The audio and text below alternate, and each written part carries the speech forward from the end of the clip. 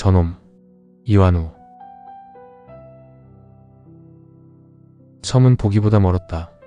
바로 앞에 있는 것처럼 보이던 섬은 여객선으로 20분은 촉히 걸리는 거리에 있었다. 이른 아침이었는데도 마을 사람들의 간절함을 수치로 보여주기라도 하는 것처럼 선착장에는 꽤 많은 사람들이 기다리고 있었다. 사실 나는 마을 이장의 부탁을 단호하게 거절했었다. 나의 단호한 거절에 머쓱해진 마을 이장은 생각해보라며 말끝을 흐렸지만 나로서는 생각해보고 말고 할 것도 없는 일이었다. 마을 사람들의 고통을 모르는 바는 아니었지만 내 입장에서는 마을 이장의 부탁은 잔인하기 짝이 없는 일이었다. 그러나 생각해보라며 말끝을 흐렸던 마을 이장은 그 사람 좋아 보이는 어눌한 말투보다 몇 갑절은 더 집요했다. 생각해보라는 말은 잘 생각해서 긍정적으로 결정하라는 말이었고, 흐리던 말끝은 남은 말은 앞으로 차차 하겠다는 의미를 지닌 일종의 강력한 시위인 셈이었다.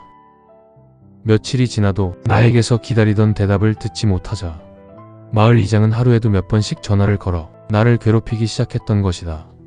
시도 때도 없었다. 한낮에는 말할 것도 없고 비교적 아침 잠이 없는 편인 내가 아직 잠에서 깨어나기도 전에 전화를 걸기도 했고, 또 어떤 날은 아예 한밤중에 전화를 걸기도 해 나의 인내심을 시험하기까지 했다. 그만큼 마을의 사정이 절실했던 탓이었겠지만 어찌 보면 끈질긴 전화에 귀찮아진 내가 차라리 부탁을 들어주는 편이 낫겠다고 생각하게 만들려는 작전이었을지도 모르겠다. 그러나 마을 이장의 끈질긴 부탁을 나도 끈질기게 거절했다. 나를 설득하는 마을 이장의 다양한 말에 비해 나의 대답은 언제나 간결하고 같았다. 마을 이장의 구구절절한 이야기를 다 듣고 난 뒤 나는 고장난 전축판처럼 같은 말을 되뇌곤 했다. 나는 그 일을 할 생각이 전혀 없으며 앞으로도 그러한 생각에는 변함이 없을 것. 시도 때도 없이 전화를 걸어대는 마을 이장의 절실한 만큼 혹은 그 이상으로 내 입장도 절실했던 것이다. 그 일이 그들에게 물리적 생존이 걸린 문제였다면 나에게는 정신적 생존이 걸린 문제였다. 그러나 어찌 되었건 결과만을 놓고 말한다면 마을 이장의 작전은 성공했다. 마을 이장이 전화를 걸어올 때마다 단호하게 거절하던 말을 어느 날인가 내가 하지 않음으로써 그것을 승낙의 의미로 해석한 마을 이장은 고맙다는 인사치레를 했고, 나는 또 그 말에 대해서도 부정적 언급을 하지 않음으로써 마을 이장의 해석에 묵시적으로 동조한 셈이 되고 말았던 것이다. 마을 이장이 전화를 걸기 시작한 지 겨우 열흘 만의 일이었다. 그러나 하루에도 몇 번씩 울려대는 마을 이장의 전화를 끝내 거절하지 못했다고 해서 내가 마을 이장의 계획에 순순히 넘어간 것은 결코 아니었다. 아이고, 고맙습니다. 마을 사람들의 맨 앞에 서 있던 마을 이장인 듯한 사람이 다가와 내 손을 톱썩 잡았다. 살려주십시오. 마을 이장의 말이 채 끝나기도 전에 마을 사람들이 간절하게 허리를 굽혔다. 아, 예. 예상하지 못한 상황에 당황한 나도 엉겁결에 마을 사람들을 향해 허리를 굽혔다. 어서 오십시오, 형님. 오랜만에 뵙습니다. 마을 사람들 틈에서 나딕은 사내가 한 발 앞으로 나섰다. 나딕은 사내는 몇 년 전 협회에서 함께 활동했던 사람이었다. 같은 조에 편성되어 늘 함께 작업했던 사내는 나이가 몇 살 많다는 이유로 말끝마다 꼭 나를 형님이라 불렀었다. 꼭 선생님을 모셔와야 한다고 강력하게 주장하신 분이 우리 단장님입니다. 마을 이장이 사내를 소개했다. 역시 형님이 계셔야 될 듯해서. 사내가 나를 축혀 세웠다. 그러나 엄살과는 달리 사내도 내로라 하는 전문가였으며 뛰어난 실력자였다. 작업 도중 우리는 서로 말 한마디 나누지 않았지만 사내는 상황에 따라 무엇이 필요한지, 또 표정만으로도 파트너인 내가 원하는 것이 무엇인지 알아서 행동할 정도로 능숙했다. 내가 사람들의 입에 오르내리게 된 것도 사내가 있기 때문에 가능한 일이었음은 물론이다. 그런 사내가 해결하지 못하고 내게 도움을 청한 것으로 보아 이번 일은 결코 나에게도 쉬운 일이 아닐 터였다. 식사는 하셨습니까? 어디 가서 식사라도 하면서. 마을 이장이 내 눈치를 보며 공손히 말했다. 그러나 나는 그러한 마을 이장의 태도가 거북했다. 아닙니다. 그보다 섬이나 한 바퀴 돌아봅시다. 나는 얼른 사내를 바라보며 마을 이장의 말을 막았다. 아침 일찍 출발하느라 식사를 거른 것이 사실이기는 했지만 그보다는 먼저 섬의 상황을 파악하고 싶어서였다. 아니, 솔직히 말하면 나의 의지나 예상과는 다르게 사람들에 둘러싸여서 마치 무슨 영웅이라도 된 듯한, 혹은 무슨 구경거리가 된 듯한 어정쩡한 분위기에서 벗어나고 싶어서였다. 알겠습니다. 제가 안내하지요. 사내가 부둣가에 세워져 있는 낡은 지프를 가리켰다. 이장님이 내어주신 섬에 단 하나밖에 없는 자동차인데 절에 배도 산길 다니기에는 그만이죠. 사내가 운전석에 앉았다. 밤마다 한 바퀴씩 도는데 소용없어요. 얼마나 눈치가 빠른 놈인지. 분명 흔적은 남아있는데 놈을 본 사람은 아무도 없단 말이에요. 사내가 놈에 대한 정보를 알려주었다. 뭐 궁금한 것 있으면 말씀해보세요, 형님. 하긴 나도 놈을 본 적이 없으니. 놈을 본 적이 없다는 말에서 사내는 풀이 죽었다. 놈을 본 적이 없다는 것보다 더 좋은 정보가 있겠어요, 어디? 그것은 사실이었다. 놈을 본 적이 없다는 말은 놈을 본 적이 있다는 말보다 더 중요한 정보를 함축하고 있었다. 대단히 빠르며 높은 지능을 지니고 있고 사람들의 계획을 모두 알고 있는 놈. 대단한 놈인 것만은 분명해요, 형님. 꼭 잡고야 말겠어요. 어떤 놈인지. 사내의 말을 들으면서 나는 어쩌면 일이 생각보다 쉽게 해결될 수 있을지도 모르겠다는 희망이 생겼다. 고도의 지능을 지니고 있는 놈이라면 의외로 뜻이 통할 수도 있을 것이라는 마음이 들었던 것이다. 저기 보이는 곳이 산의 정상인데 말대가리처럼 생겼다고 해서 마봉이라 부른다고 합니다. 바로 이어지는 급경사 밑이 악마의 골짜기라는 마곡이고요. 제 생각에는 놈의 본거지가 거기인 것 같아요. 그런데 한 번도 거길 들어가 보지 못했어요. 어찌나 경사가 심하고 나무와 풀이 우거져 있는지 한겨울이 되면 모를까. 요즘같이 나무와 풀이 우거져 있는 여름에는 도저히. 사내의 말대로 마곡은 멀리서 보기에도 악마의 골짜기라는 말이 어울릴 정도로 험해 보였고 속을 알 수 없을 정도로 숲으로 우거져 있었다. 내가 놈이라도 당연히 그곳에 숨어 있을 만큼 마곡은 은신처로서는 제격이었다. 놈이 그곳에 버티고 있다면 찾을 방법이 전혀 없을 듯했다. 마을 사람들은 마곡을 두려워해요. 어떤 사람들은 옛날부터 악마가 살았다는 전설이 있다고도 하고, 또 어떤 사람들은 여름에 마곡의 나무들이 붉은색을 띠면 마을에 애군이 온다고도 하고요. 저기를 자세히 보세요. 마곡 중간쯤이 붉은색을 띠고 있는 것이 보이시죠? 사내가 가리키는 곳을 보니 정말 우거져 있는 나뭇잎들이 붉은색을 띠고 있는 것 같기도 했다. 그래서 마을 사람들이 불안해하고 있는데 놈이 나타난 것이죠. 오죽했으면 제가 형님께 부탁을 했겠어요? 먹을 게 없어서 그곳에만 머물 수는 없을 텐데. 밤마다 마을로 내려와서는 농사지어 놓은 밭을 차례로 먹어치우고 있죠. 사내가 말을 하다 말고 꿀꺽 침을 삼켰다. 그런데 아무리 밤새 지키고 있어도 놈을 잡을 수가 없다는 게 문제라니까요. 사내가 또 침을 꿀꺽 삼켰다. 신출귀몰이라는 말이 이럴 때 쓰이는 말인 것 같아요. 정말 언제 왔다 갔는지도 모르게 왔다 간다니까요. 사내는 자신도 모르는 사이에 놈의 신출귀몰한 능력을 자랑스럽게 말하고 있었다. 사내는 지금 놈에게 호감을 가지고 있는 것이 분명했다. 이 일을 하는 사람들에게는 강한 상대에게서 느끼는 존경심과 경쟁심 같은 것이 있었다. 강한 자들의 정정당당한 대결. 그러나 엄밀히 말하면 이것은 정정당당한 대결은 아니었다. 우리는 놈에게는 없는 총이라는 공정하지 않은 무기를 가지고 있었다. 저 산 뒤편으로는 갈 수가 없어? 나는 벌겋게 상기된 사내의 얼굴을 바라보며 물었다. 아, 예. 뒤쪽은 바다와 맞닿은 절벽이라서 신경을 쓰지 않아도 됩니다. 바다로 연결된 절벽이라 놈을 그쪽으로 유인하면? 나는 문득 어떤 생각이 떠올랐다. 저도 그 생각을 안 해본 건 아닙니다. 그런데 놈이 절대로 말려들지를 않아요. 물러설 수 없는 곳이라는 것을 놈도 아는 거지요. 그렇다면? 나는 점점 더 희망이 생겼다. 다행이라는 생각도 들었다. 섬은 내가 놈과의 대결에서 계획했던 것보다 더 좋은 지형적 조건을 갖추고 있었다.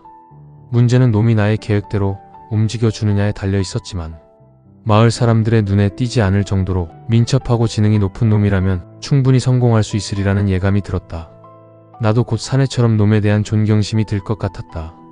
앞으로는 팀을 주간조와 야간조로 나누어 주간조는 형님께서 맡으시고 야간조는 제가 맡아서 지휘하도록 하겠습니다. 야간조는 놈의 공격이 예상되는 지점에서 매일 밤 철야로 지키는 것으로 하고 주간조 계획은 형님께서. 마을회관에 마련된 본부에서 놈을 잡기 위한 작전 계획을 설명하다 말고 사내가 나를 쳐다보았다. 주간조 계획은 그때그때 말씀드리겠습니다. 놈을 절벽 쪽으로 유인하려면 철저한 계획과 실행이 필요했다. 단순히 말로 설명해서 될 일은 아니었다. 선생님께서도 합류하셨는데 한꺼번에 공격해서 확 쓸어버리면 안 될까요? 그때까지 옆에서 사내의 작전 계획을 듣고 있던 마을 이장이 실망한 듯한 표정으로 나를 바라보았다. 놈이 워낙에 빠르고 영리한 데다가 또 산세가 험해놔서 형님도 오셨으니까 조금만 기다리시면 곧 좋은 소식을 전해드리겠습니다. 그렇긴 한데 워낙 마을의 피해가 오늘도 또 놈이 한바탕 다녀갔습니다. 사내가 설득을 했지만 마을 이장의 눈가에는 서운한 표정이 역력했다. 그러나 어쩔 수 없는 일이었다. 나도 당분간은 마을 이장의 얼굴에 서린 표정을 바꾸어 줄 수는 없을 터였다. 내 계획이 성공하려면 놈과의 교감이 잘 맞아야 하는 것은 물론 날씨도 내 편이 되어 주어야 했다. 결코 단시간 내에 해결될 수 있는 일이 아니었다. 운이 나쁘다면 영영 해결하지 못할 수도 있는 일이었다. 죄송합니다, 형님. 사람들이 모두 돌아간 뒤 단둘이 되자 사내가 간단한 술자리를 만들었다. 뭐가요? 형님을 다시 이 일에 끌어들인 거요. 형님 사정을 뻔히 알면서. 사내가 종이컵에 반쯤 넘게 따른 소주를 입에 털어넣었다. 그게 어디 김형 잘못이랍디까? 내가 승낙을 한 일인걸요. 나도 사내가 따라준 잔을 비웠다. 그래도 이 일에서 손을 떼신 지 꽤 되셨는데요. 사내가 또 소주를 입에 털어넣었다. 나의 상황을 잘 알고 있는 사내로서는 나를 다시 끌어들인 것이 못내 미안했던 모양이었다. 하여간 감사합니다. 결정하시기가 쉽지 않으셨을 텐데요. 나는 말없이 비어있는 잔에 소주를 따랐다. 자의반 타의반이기는 했지만 내가 다시 이 일을 하기로 결정하는 것은 정말 어려운 일이었다. 이 일을 하기로 결정하기까지 숱한 고민을 했던 것이 사실이었다. 단순히 마을 이장의 집요함에 굴복한 까닭은 아니었다. 그나저나 형님은 참 대단하셨어요. 형님이 나서서 해결되지 않는 일이 없었으니까요. 어디 나뿐인가요? 김형도 만만치 않았지요. 사내와 나는 협회에서도 알아주는 실력파였다. 둘이 나서면 정말이지 두려운 게 없었다. 저도 어렴풋하게 그날이 기억납니다. 사내가 그날의 기억을 조심스럽게 건드렸다. 소주잔을 입으로 가져가다 말고 나는 쿡 기침을 했다. 다시는 기억하고 싶지 않은 일이었다. 아니 영원히 잊어서는 안 되는 기억이었다. 비가 내리던 여름날 밤이었지요. 아무것도 분간할 수 없을 만큼 캄캄한 장마가 계속되던 여름날 밤이었다. 모든 사람들이 쉬자고 했지만 나는 사내와 둘이서 길을 나섰다. 아무것도 보이지 않는 비가 내리는 밤, 인간의 간섭을 받지 않는 그런 날이 놈들이 마음 놓고 활동하기 적합한 날이었다. 반대로 말하면 그런 날일수록 우리가 성공할 확률이 높은 날이기도 했다. 사내는 차를 몰았고 나는 잔뜩 긴장한 채로 밖을 응시하고 있었다. 그러다 내가 손짓을 하면 사내가 차를 세우고 서치라이트를 비추었다. 사내의 서치라이트는 빛 속에서도 정확하게 차례차례 산을 훑어나갔다. 그러다가 어느 순간 사내의 서치라이트가 한 곳에서 멈추었다. 다음 순간 나는 방아쇠를 당겼다. 명중입니다, 형님. 서치라이트가 비추는 곳에서는 아무런 움직임도 보이지 않았다. 역시 형님입니다. 이렇게 비가 내리는 속에서 한 방에 명중시킬 수 있는 사람은 형님밖에는 없을 겁니다. 사내의 칭찬에 우쭐해진 내가 앞장을 서고 어느새 서치라이트 대신 랜턴을 켜든 사내가 뒤를 따랐다. 저기 쓰러져 있는데 그 놈이 아닌데요. 숨통을 막고 바로 그 자리에서 죽어있는 놈은 우리가 찾던 놈이 아니었다. 그 자리에는 우리가 찾던 놈 대신 가냘픈 어미고라니 한 마리가 죽어 있었다. 참, 그때 그 새끼는 어찌 됐나요? 다시 쿡 기침이 나왔다. 나는 대답 대신 얼른 술잔을 들어 입으로 털어넣었다. 쿡쿡. 술이 받은 기침처럼 목에 걸렸다. 숨이 막혔다. 숨을 쉴 수가 없었다. 죽었습니다. 나는 오랫동안 숨겨온 범행을 털어놓는 범인처럼 진실을 토해냈다. 죽었습니다. 죽었습니다. 쿡쿡. 걸렸던 술이 겨우 목을 넘어갔다. 나는 헐떡헐떡 숨을 몰아쉬었다. 쓰러져 피를 흘리고 있는 어미 옆에 새끼 고라니 한 마리가 놀란 눈으로 우리를 쳐다보고 있었다. 너무 놀라 얼이 빠진 것인지 아니면 우리가 어미의 생명은 물론 자신의 생명까지도 빼앗아 가려는 잔인한 인간이라는 것을 몰라서인지 그도 아니면 가냘픈 어미에게서 아무것도 얻어먹지 못하고 며칠째 굶어서 도망갈 힘이 없어서인지 새끼는 작고 동그란 눈으로 우리를 바라보기만 할 뿐 움직이지 않았다. 내 잘못이었습니다. 아무것도 모른 채 어미의 죽음 옆에서 떨고 있던 새끼를 바라보면서 나는 심한 충격에 빠졌다. 우리가 잡으려는 것은 밤마다 마을로 내려와 가축들을 물어가는 사나운 놈들이었지 가냘픈 고라니가 아니었다. 아무리 유해 조수로 분류되어 잡을 수 있는 짐승이라 해도 아직 제대로 걷지도 못하는 새끼를 둔 어미를 죽였다는 자책감에 나는 괴로웠다. 그날 나는 어미 옆에서 떨고 있는 새끼를 집으로 데려와 죗값을 치르는 마음으로 보살폈다. 그리고 어미를 죽인 나를 무슨 생명의 은인이라도 되는 줄 알고 따르는 착한 눈망울을 더 이상 볼 자신이 없어 어느 정도 기력을 찾았을 무렵 새끼를 산으로 보낸 후 일을 그만두었다. 죽었다 하시지 않았습니까? 얼마 뒤 유해 조수 포획단의 사냥개에게 작은 새끼 고라니 한 마리가 물려 죽었다는 소식이 들렸다. 나는 사냥개에게 물려 죽은 새끼 고라니가 나 때문에 어미를 잃은 그 불쌍한 어린 새끼였다는 생각을 지울 수가 없었다. 죄송해요, 형님. 그 뒤로 쭉 야생동물을 보호하고 계신 형님인데 이런 부탁을 드려서 인간은 괴물이다. 인간은 모든 생명체를 생존이 아니라 자신들의 즐거움을 위하여 먹어치우는 인간은 괴물 중에서도 가장 잔인하고 포악한 괴물이다. 인간을 제외한 모든 생명체는 인간을 위해서 존재한다고 제멋대로 생각하고 함부로 대하지만 인간은 자신들에게 그 어떤 생명이라도 함부로 다룰 수 있는 권리는 결코 주어져 있지 않다는 사실을 알아야 한다. 그때 아무 까닭도 모른 채 죽어간 어미 고라니 옆에서 놀란 표정으로 나를 바라보던 어쩌면 간절하게 도움을 청하고 있었을지도 모르는 새끼 고라니의 눈망울을 나는 잊을 수 없었다. 나는 오랫동안 나를 대신해서 작은 마켓을 운영하며 가장 노릇을 하고 있는 아내에게 전화를 걸었다. 미안해. 이번 일은 아무래도 시간이 좀 길어질 것 같아. 오늘도 계속 회관에서 머무르실 건가요? 밖에서 들려오는 마을 이장의 목소리는 끝이 많이 올라가 있다. 나는 그런 마을 이장의 마음을 이해한다. 내가 마을에 도착했을 때 금방이라도 일이 해결될 수 있으리라 기대했을 마을 이장으로서는 며칠째 꿈쩍도 않고 마을 회관에만 처박혀 시간을 보내고 있는 내가 달가울 리가 없었을 것이다. 그러나 나도 섣불리 움직일 수는 없었다. 자칫 놈의 신경이라도 건드리는 날에는 모든 것이 허사가 될 수도 있는 일이었다. 놈과 나 사이에 가장 중요한 것은 서로에 대한 존경심과 신뢰였다. 존경심과 신뢰가 사라지고 나면 남는 것은 서로에 대한 폭수심과 증오뿐이었다. 아직 일어나지 않으셨나 봅니다. 날이 밝은 지 오래되었지만 나는 아직 잠자리에서 일어나지 않은 상태였다. 들어가겠습니다. 신경질이 잔뜩 묻어있는 마을 이장의 목소리를 이어 물기에 젖은 여름날의 습습한 공기가 따라 들어왔다. 어서 오세요, 이장님. 일은 언제부터 하실 생각이신가요? 언제부터인지 마을 이장의 말에서 나를 부르던 선생님이라는 호칭이 사라졌다. 그러지 않아도 오늘 산을 오르려던 참이었습니다. 그 말은 사실이었다. 나는 마을 이장이 방으로 들어오는 그 순간 오늘 산에 올라야겠다고 생각했던 것이다. 이러다가는 우리 마을 전체가 굶어 죽습니다. 나만 아는 농작물이 없어요.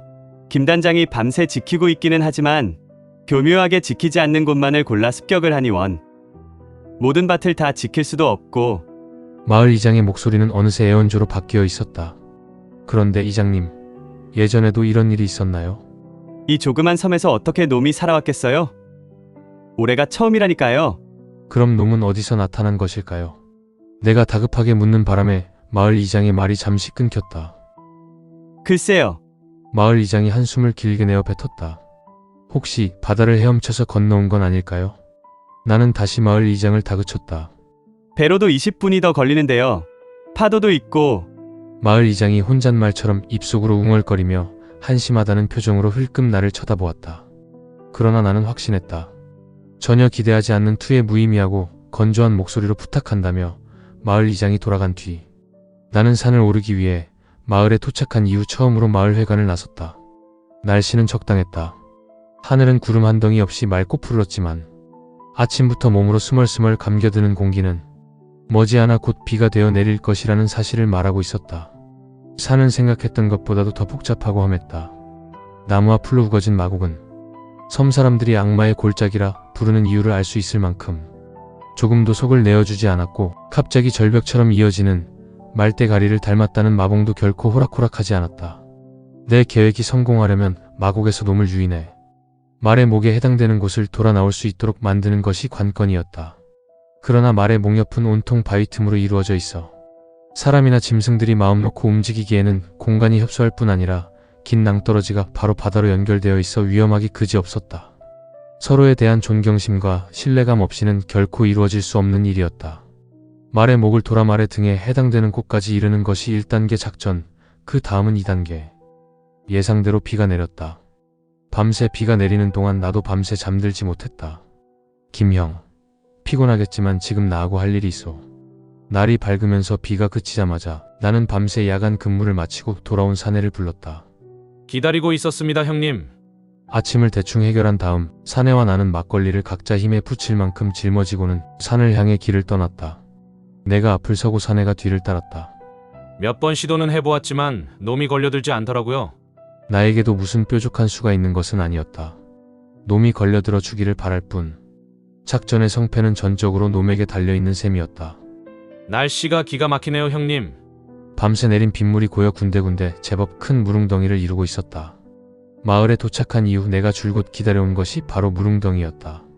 놈을 유인하는 작전에 무릉덩이는 반드시 있어야 하는 중요한 조건이었다. 땀샘이 없는 놈들은 비가 온 뒤 무릉덩이 속에서 진흙 목욕을 하며 체온을 낮추는 습성을 지니고 있었다. 다행스럽게도 대부분의 흙이 진흙이어서 무릉덩이는 며칠은 버텨줄 것 같았다. 언제 다시 비가 내릴지 알 수 없는 일이어서 반드시 물이 마르기 전에 일을 끝내야 했다. 여기다 뿌리면 되겠죠? 멧돼지가 좋아하는 벌레들이 막걸리 냄새를 맡고 많이 모여들겠네요. 마곡으로 이어지는 길목의 커다란 소나무 밑에 사내가 막걸리를 부었다. 조금만 뿌리세요. 나는 사내보다 조금 위쪽의 돌무더기 앞에 막걸리를 뿌렸다. 그러지 않아도 너무 많이 가져오는 게 아닌가 생각했는데 어디 더 쓰실 데가 있어요? 사내가 위하다는 듯이 물었다. 옆으로 돌아서 산 뒤편으로 유인할 겁니다. 거기까지 유인하기만 한다면야 더 이상 도망칠 수 없는 절벽에 몰아놓을 수 있지만 놈이 따라와 줄지도 모르고 또 형님 정도의 솜씨면 굳이 거기까지 유인할 필요 없이 이곳에서도 충분히 해결하실 수 있을 텐데요. 사내가 고개를 갸웃거렸다.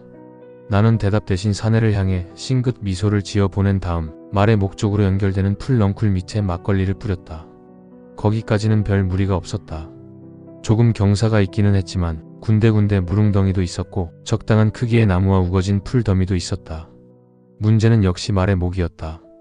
바위들로 이루어져 있는 말의 목 옆으로 돌아가는 곳에는 놈을 유인할 만한 것이 아무것도 없었다. 놈을 믿는 수밖에 없었다. 어떻게 해야 하죠, 형님? 그냥 중간중간 적당히 뿌리세요. 후각이 예민한 놈이 눈치를 챌 수만 있으면 되었다. 말의 목을 돌아서면 내리막 경사가 완만히 이어지고 그 끝은 바다로 이어지는 그리 높지 않은 절벽이었다. 절벽 앞에 빈 곳에다 남은 막걸리를 모두 쏟아부은 후 사내와 나는 산을 내려왔다. 이제 우리가 할 일은 모두 끝이 났다. 공은 놈에게로 넘어간 셈이었다. 사내의 말대로 모습도 드러내지 않은 채 여러 차례 마을을 공격하는 신출귀몰한 놈이라면 자신이 넘겨받은 공에 대한 대처 방법도 충분히 알고 있을 터였다. 그리고 나는 그 작은 확률에 희망을 걸었다. 오후가 되자 사내가 출렵을 지시했다. 사냥개를 포함해 모든 단원이 투입되는 대대적인 작전이 마음에 내키지는 않았지만 총책임을 맡고 있는 사내의 지위를 인정해야 했다. 사냥개가 앞을 서고 사내와 나 그리고 단원들이 차례로 뒤를 이었다. 거침없이 앞을 서던 사냥개들이 마곡 입구에서 멈추어 섰다. 사내가 계속 공격을 명령했지만 사냥개들은 그냥 제자리에 서서 지저대기만 했다. 개들은 긴장하고 있었다. 개들은 자신보다 강한 기운이 주위에 흐르고 있다는 것을 느끼고 있는 것이었다. 개들은 강과 약에 상관없이 적을 공격하도록 훈련받았지만 자신보다 강한 기운 앞에서 본능적으로 압도되어 있었다. 놈은 마곡에 있는 것이 분명했다. 놈은 지금 숲속 어디선가 우리를 지켜보며 상황을 판단하고 있을 터였다. 뒤편으로 내가 눈짓을 하자 사내가 말의 목을 향해 방향을 틀었다. 김형, 막걸리를 한 번씩 더 뿌려주세요. 좀 더 확인을 할 필요는 없었다. 놈은 마곡에서 전혀 움직이지 않았다. 무릉덩이는 아무것도 다녀간 흔적 없이 맑은 물이 돌고 있었고 부어놓은 막걸리에는 몰려든 벌레들이 아직도 남은 향기에 집중하고 있었다. 그만 내려갑시다. 이른 철수 명령에 사람들은 실망의 빛이 역력했다. 나의 등장에 기대를 걸었던 사람들은 내가 그들의 기대에 아무런 희망의 증거조차 주지 못하자 자기들끼리 수군거리기 시작했다. 특히 마을 이장은 실망을 노골적으로 드러내기까지 했다. 난처해진 것은 사내였다. 사내는 내 눈치뿐 아니라 단원들과 마을 사람들의 눈치까지도 살펴야 하는 처지였다. 계속 방구석에만 처박혀 있을 때 알아봤어야 하는 건데 라며 마을 이장이 돌아가자 죄송해요, 형님. 사람들이 아무것도 모르고. 사내는 어쩔 줄 몰라 했다. 기다려봅시다. 내가 사내를 위로할 수 있는 말은 기다려보자는 말뿐이었지만 정작 나는 더 이상 기다리지 않았다. 마을 회관을 기웃거리던 마을 사람들이 돌아가고 오랜만에 출렵에 피곤한 단원들과 사내가 잠이 든 후 나는 총 한 자루만을 둘러맨 채 마을 회관을 나와 산으로 향했다. 우리가 비겁했다. 총을 든 여러 명의 사람들이 사냥개까지 앞세워 덤벼든 것은 정정당당한 싸움이 아니었다. 놈으로서는 당연히 그 불공정한 싸움에 나설 이유가 없는 것이었다. 한여름에 만들어진 무릉덩이, 막걸리가 부어진 곳곳에 모여든 좋아하는 벌레들. 그러나 시위하듯 마곡에서 한 발짝도 움직이지 않은 놈은 지금 내게 공정한 싸움을 요구하고 있는 것이었다. 그렇다면 놈의 요구에 응해주는 것이 내가 할 일이었다. 그것이 놈과 나 사이에 존재하는 존경심이며 신뢰였다. 밤이어서인지 한여름인데도 산속에는 서늘한 기운이 돌았다. 휴대용 랜턴의 불빛에 의지해 천천히 산 중턱에까지 올랐을 때에는 제법 쌀쌀한 느낌마저 들 정도였다. 어쩌면 내가 느끼고 있는 쌀쌀한 기운은 놈으로부터 흐르고 있는 것일지도 모르는 일이었다. 나는 심호흡을 했다. 태어내야 한다. 지금쯤 어디선가 모든 감각을 곤두세우고 나의 움직임을 살펴보고 있을 놈의 기운에 눌리면 모든 계획은 여기서 끝이 나고 만다. 마곡의 입구에 도착했을 때 나는 걸음을 멈추고 주위를 살폈다. 과연 놈은 나를 신뢰하고 있을까? 이따금 바람에 나뭇잎이 흔들리는 소리가 들려올 뿐 주위에는 아무런 움직임도 느껴지지 않았다. 나는 긴장을 풀지 않은 채 천천히 돌아섰다. 놈이 어디선가 지켜보고 있다면, 놈이 먼저 공격해 온다면 온몸에 털이 쭈뼛 일어서고 그 사이로 식은땀이 흘렀다. 놈을 믿어야 한다. 나는 놈의 기분을 이해했다. 무기를 들고 있는 인간을 믿어야 하는 놈의 다급한 마음에 비하면 나의 불안함은 비겁하다는 생각이 들었다. 나는 망설임 없이 마곡을 향해 등을 돌렸다. 그것이 놈에 대한 나의 신뢰였다. 나는 마치 어디선가 나를 지켜보고 있을 놈에게 보이기라도 하려는 것처럼 성큼성큼 말의 목을 향해 걸음을 옮겼다. 아직 놈에 대한 두려움이 완전히 가신 것은 아니었지만 나는 태어나려 애를 썼다. 아무렇지도 않은 척 물웅덩이부터 살폈다. 웅덩이에 물이 흐려져 있었다. 나는 서둘러 막걸리를 부어둔 나무 밑을 살폈다. 나무 밑에는 막걸리 향기를 맡고 모여든 벌레들의 한쪽이 쓸려나간 흔적이 있었다. 놈이 나에게 보내는 신뢰의 흔적이 분명했다. 이제 놈이 어디선가 달려들지도 모른다는 두려움은 사라졌다. 나는 말의 목 옆으로 난 바위 틈을 향해 뛰었다. 문제는 거기였다. 그곳만 통과해준다면, 그러나 자칫하면 추락하여 생명을 잃을지도 모르는 바위 틈을 놈이 건너줄지. 마음을 졸이며 바위 틈으로 달려온 나는 하마터면 소리를 지를 뻔했다. 막걸리 냄새를 맡고 모여든 벌레들의 한편으로 놈의 혀가 쓸고 지나간 흔적이 분명하게 남아 있었던 것이다. 나는 놈이 남겨놓은 흔적을 따라 순식간에 말의 목을 돌아 산의 뒤편에 이르렀다. 이제 더 이상 놈의 신뢰를 확인할 필요는 없었다. 나는 천천히 완만한 경사면을 따라 절벽 쪽으로 이동했다. 절벽 앞에 놈이 앉아서 나를 기다리고 있을 터였다. 나는 절벽을 10여 미터 앞에 두고는 멈추어 서서 주변을 살폈다. 그러나 어둠 속을 아무리 살펴보아도 어찌된 일인지 절벽 앞에 놈은 없었다. 놈은 마지막으로 나의 신뢰를 확인하고 있는 듯했다. 나는 들고 있던 총을 내려놓고 바닥에 앉았다. 그러고는 눈을 감았다. 탕탕. 강렬한 서치라이트 불빛과 함께 총소리가 들린 것은 내가 잠시 감았던 눈을 막 뜨려던 바로 그 순간이었을 것이다. 총소리와 동시에 언제 나타났는지 절벽 앞에 서 있던 놈이 쓰러졌다. 안 돼. 비명을 지르며 나는 얼른 뒤를 돌아보았다. 피하십시오, 형님. 서치라이트를 든 사내가 다급하게 외치며 거기 서 있었다. 나는 다시 뒤를 돌았다. 다행히 총알은 놈을 스치고 지나간 것 같았다. 분노한 놈은 머리 쪽에 피를 흘리면서도 공격 자세를 취했다. 나는 재빨리 총을 들어 놈의 앞발 밑 땅바닥을 겨누었다. 그러고는 놈이 우리를 향해 뛰어오르려는 순간 방아쇠를 당겼다. 탕 총소리와 함께 놈이 바다로 떨어졌다. 큰일 날 뻔했습니다, 형님. 사내가 놈이 떨어진 바다를 서치라이트로 훑었다. 아무것도 안 보이는데요. 죽은 모양입니다. 그러나 나는 진작부터 보았다. 탕 소리와 함께 바다로 뛰어든 놈이 사내가 비추는 서치라이트의 불빛을 피해 벌써 저만치 뭇을 향해 헤엄쳐 나가고 있는 모습을. 아마도 놈은 뭇에서 인간을 피해 새로운 터전을 찾아 목숨을 걸고 섬으로 건너왔을 터였다. 그러나 이제 놈은 또다시 뭇에서 이기적인 인간들의 폭력을 피해 새로운 터전을 찾아 방황해야 할 것이다. 놈이 사리진 바다는 아직도 어둠이 가시지 않은 채 캄캄하기만 했다. 이제 놈의 모습도 더 이상 보이지 않았다.